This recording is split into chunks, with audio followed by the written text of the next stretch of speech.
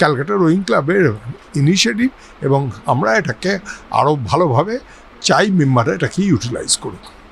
Club মানেই এতদিন ছিল খেলাধুলা, অবসর আর আড্ডা, কিন্তু এবার সেই ধারণায় নতুন মাত্রা যোগ করল শহরের অন্যতম ঐতিহ্যবাহী ক্যালকাটা রোয়িং ক্লাব। ক্লাবের সচিব চন্দন রায়চৌধুরীর উদ্যোগে শনিবার উদ্বোধন হলো নতুন গ্রন্থাগারের। উদ্দেশ্য একটাই, পাঠাভ্যাসকে আরও বেশি মানুষের কাছে পৌঁছে দেওয়া।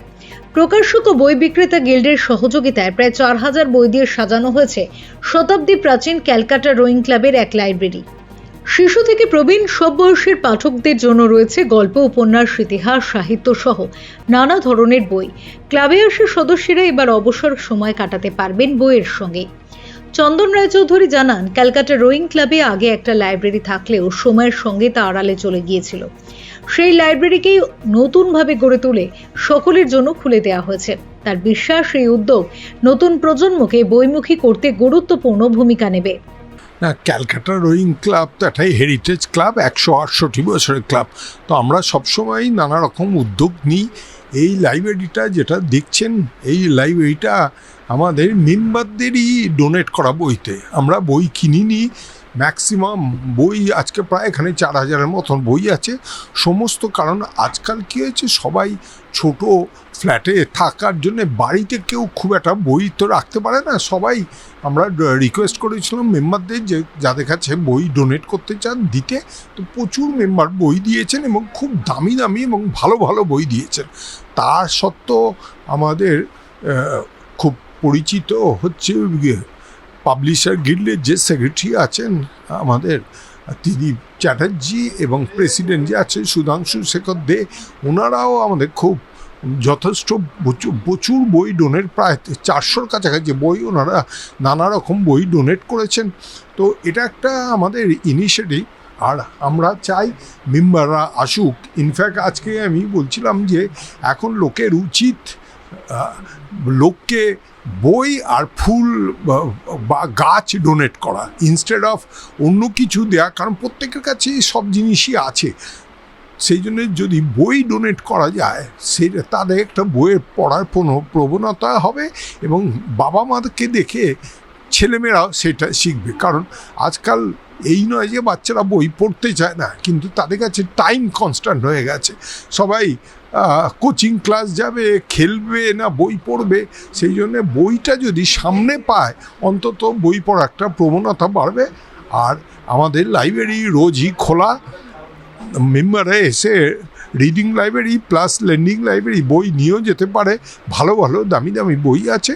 তো এটা একটা ক্যালকাটা রোয়িং ক্লাবের ইনিশিয়েটিভ, এবং আমরা এটাকে আরও ভালোভাবে চাই মেম্বাররা এটাকে ইউটিলাইজ করুক।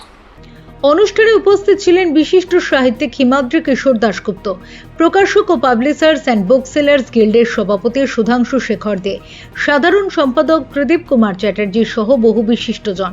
অনুষ্ঠানে সুধাংশু শেখর দে বলেন, আগামী বছর গিল্ডের কলকাতা বইমেলা 50তম বর্ষে পা দেবে। বইয়ের সংস্কৃতি ছড়িয়ে দিতে পারে ক্যালকাটা রোয়িং ক্লাবের এই উদ্যোগ অত্যন্ত তাৎপর্যপূর্ণ। তো অসম্ভব ভালো, কারণ হচ্ছে এই উদ্যোগের আগে যেটা হয়েছিল, প্রথম আমি এখানে হঠাৎ একদিন আসি, তখন লাইব্রেরিটা খুব ছোট করে উদ্বোধন হয়েছিল বুক ফেয়ারের আগে। তখন আমি এসে কমিট করে যাই যে এটা বড় করে উদ্বোধন হবে এবং সেখানে আমরা বই ডোনেট করব। এবার বুক ফেয়ারের পরে আমরা প্রচুর বই এখানে ডোনেট করি এবং আরও বই আমরা ডোনেট করব। মেম্বাররাও এখানে প্রচুর বই দিয়েছেন, ইংরেজি বই, বাংলা বই সব। এই লাইব্রেরিটা দুজন মহিলা, পারমিতা এবং বন্দনা দিয়ে, এরা দুজন কিন্তু রিচুয়ালি এটাকে চালাচ্ছেন এবং প্যাশনেটলি চালাচ্ছেন উইদাউট গেটিং আ সিঙ্গল ফান্ড। এটা একটা নতুন ব্যাপার। ডক্টর অমিতাভ চন্দ্র মনে করেন, বর্তমান সময়ে বই পড়ার অভ্যাস ফিরিয়ে আনতে এই ধরনের উদ্যোগের প্রয়োজন রয়েছে। তার কথায়, সমাজকে বইমুখী করতে শুধু বই মেলা নয়, এমন স্থায়ী পাঠ্যকেন্দ্র সমান জরুরি। আমি এই ধরনের লাইব্রেরিতে বই এবং বইটা এতদিনের লাইব্রেরি, তাতে আজকে বইয়ের লাইব্রেরি তৈরি, কিন্তু এই ক্লাবটা তো অনেক দিনের, দীর্ঘদিনের। মানে আজকে আমার এত ভালো লাগছে যে ক্লাবে শুধু মানুষ এমনি গল্প করতে, গল্প গুজব করে আড্ডা দিতে, তার সাথে সাথে একটা বইয়ের রীতিমতন একটা বইয়ের ঘর, একটা লাইব্রেরি উদ্বোধন হবে আজকে। সেই লাইব্রেরিটা আমরা যোগ দিয়েছি আজকে।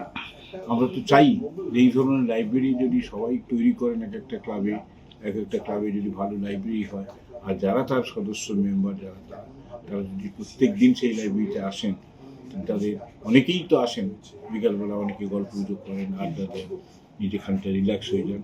আমি তো বলবো সাথে সাথে বই নিন, বই পড়ুন এবং বইটা নিয়ে দেন, বই ইস্যু করুন।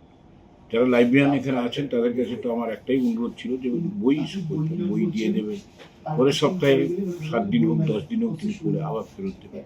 এবং যিনি পড়ছেন তার ভালো লাগা বই যদি তিনি মনে করেন যে আমি একটা লেখকের বই কিনছি, তার পড়া হয়ে গেল, তিনি বাড়িতে না রাখেন, লাইব্রেরিকে দিয়ে দেবেন, লাইব্রেরিতে থাকুন।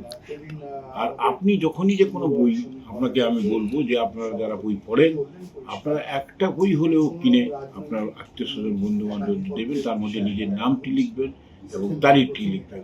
সেটাই কিন্তু 25 বছর 50 বছর বাদে সেই বইটি একটা ইতিহাস থাকবে, আপনার নাম সেখানে থাকবে। আপনি তাকে নাতিকে দিয়েছেন কি নাতনিকে দিয়েছেন কি মেয়েকে দিয়েছেন কি জামাইকে দিয়েছেন, সেটা কিন্তু দেখতে পাওয়া যাবে। অন্য কোনো উপহারের মধ্যে কিন্তু সেটা অক্ষত থাকে না। গিল্ডের পক্ষ থেকে বিপুল সংখ্যক বই তুলে দেওয়া হয়েছে ক্যালকাটা রোয়িং ক্লাবের হাতে। ফলে খেলাধুলা ও সামাজিক মিলন ক্ষেত্রের পাশাপাশি এবার বই পড়ারও নতুন ঠিকানা হয়ে উঠল এই ঐতিহ্যবাহী ক্লাব। আর সেই ভাবনাকে বাস্তব রূপ দিয়ে চন্দন রায় চৌধুরীর উদ্যোগ যে শহরের সাংস্কৃতিক পরিসরে এক ইতিবাচক সংযোজন, সে কথা এক বাক্যে স্বীকার করেছেন উপস্থিত সকলেই। ফেরো রিপোর্ট, চ্যানেল 10।